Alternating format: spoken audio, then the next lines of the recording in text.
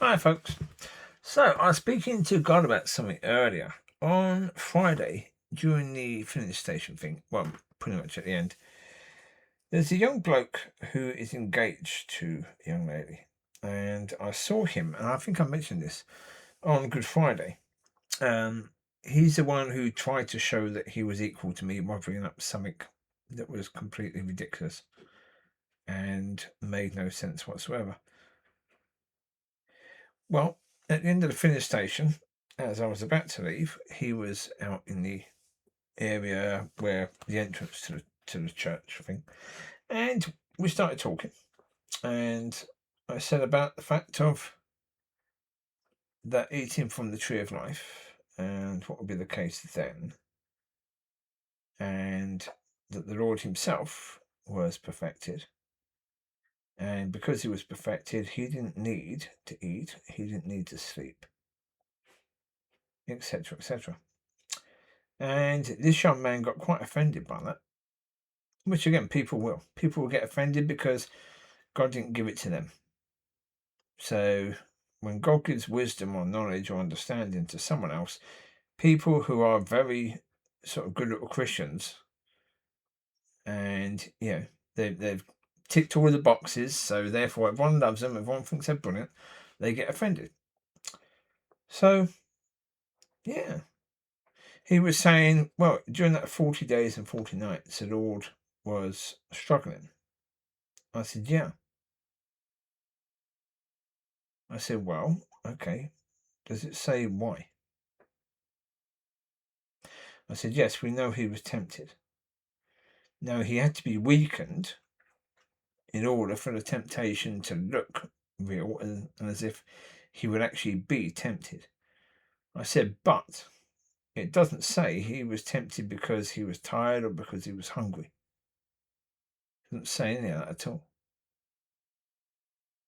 And the reality is, I've known people who have fasted for 40 days and 40 nights.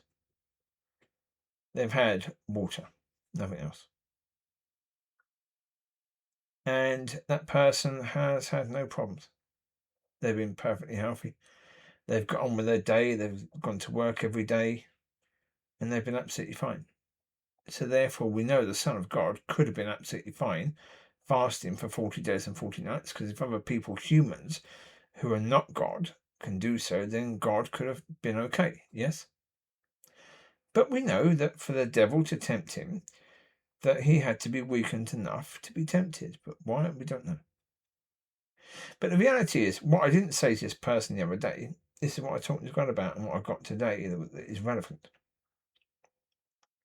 We know that Yeshua was, at least for most of his ministry, he was without sin, so he wasn't eating from the tree of knowledge of good and evil. He never did. Even after he... Well, basically, one thing I do understand now is, when he was praying, when the disciples were sleeping, that was the point that he gave up his life. That's the point when he gave up his perfection, and the point where he couldn't die, couldn't be harmed, that nothing could harm him in any way, shape, or form. Because, a lot of people say, oh, but he was human. No, not really. Yes, but no, not really. No, he was the ultimate human. As a human, he was still, at that point, the ultimate human. Because he was exactly as Adam and Eve would have been had they not have sinned. Exactly how they would have been. Perfection. Absolute perfection. Because, he was eating from the tree of life up until that point. So he didn't need to eat, didn't need to sleep. Now, again, we see nothing in Scripture at all, of the Lord sleeping. We don't know whether he did. Now, did he? Probably. He probably rested. He probably laid down and closed his eyes for a minute, and he spent a lot of time with Father, so he probably did that. And it may have appeared to others that he was actually sleeping. Did he eat? Yes. He ate as a what would you call it? Not because he had to, but because he was eating with friends. Because he was being a good guest. Well, for example, if you go into someone's home and that person offers you food, generally speaking, you say, okay. It's polite to say okay, is it not? Yes. So therefore, would he have said okay on occasions? Yes. But did he need sustenance? Did he need that? No. Why would you? Why would you? Death and decay is what means that we have to eat. If we don't eat, we will what? Die. We have to sleep, because if we don't sleep, what will happen? We will die. Right? All of that is relevant.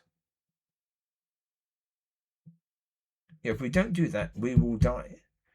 And, okay, we understand that to be true, don't we? But we have to then apply that to the situation with Yeshua. Would he have died? No. No, he could not die, could he? Until he gave up his life, until it was time for him to die. And as I say, when he was praying while the disciples were sleeping, that's when that happened. And that's when he started to struggle, because he realized it. Oh, yes. Yeah, now I've given up that immortality. Now I've given up that perfection. My body can be harmed now. Of course, it had to be, because by his stripes you're healed. So therefore, there had to be stripes. If he'd have gone forward with the trial and being beaten, and he was perfect, then none of those weapons could have harmed him in any way, shape, or form. None. Because again, what was he doing before that? He was walking on earth as he would in heaven.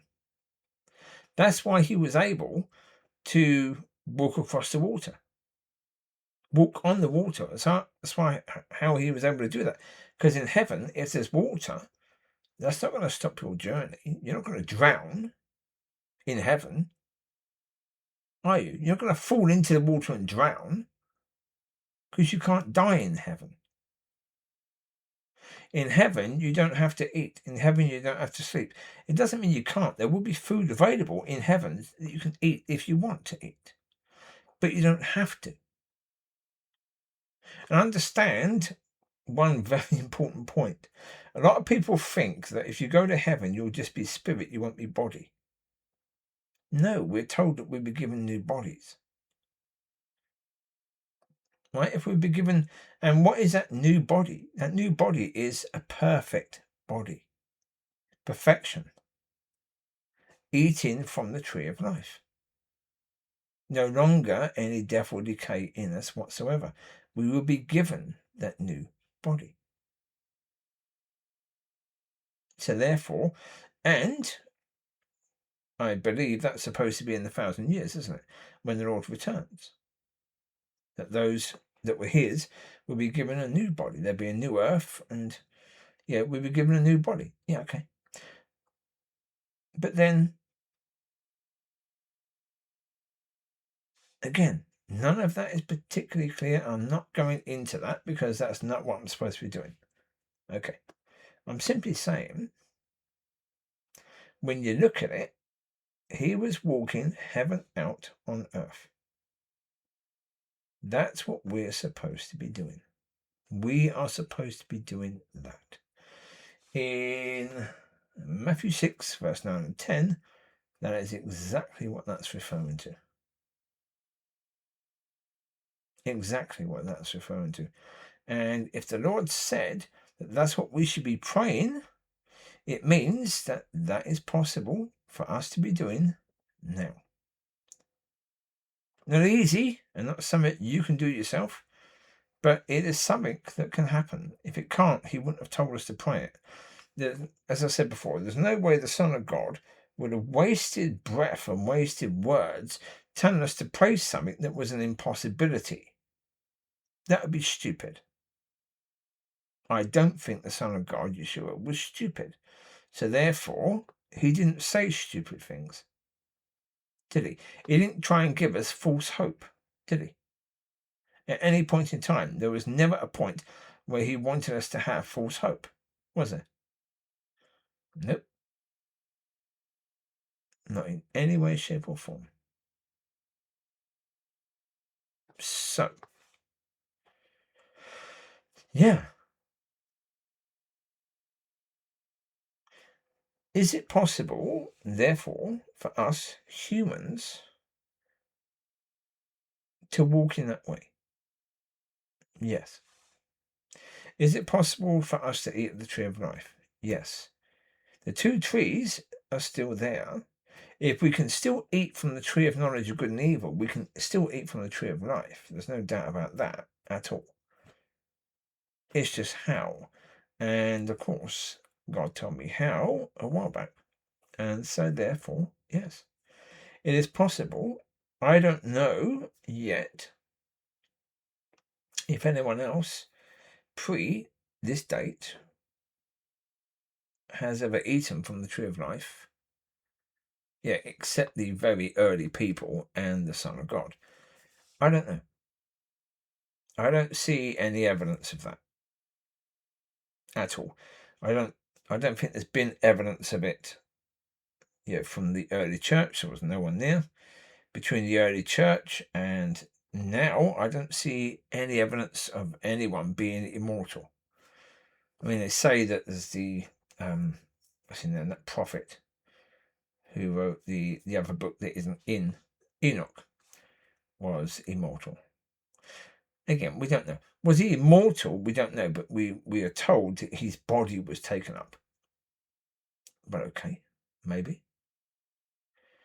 But as I say, with regards to immortality, eating from the tree of life, we don't know. As far as we know, up until this point, every human being has died. That is born has died. Every human being that is born has died.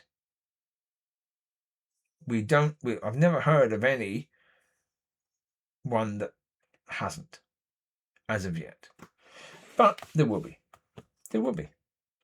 We are now in a time when that is going to happen. And so therefore it's just a matter of time now. And again, the fruit of that, as in what that's going to look like, we won't know fully until it happens. But we can have a pretty good idea. So you take care. God bless.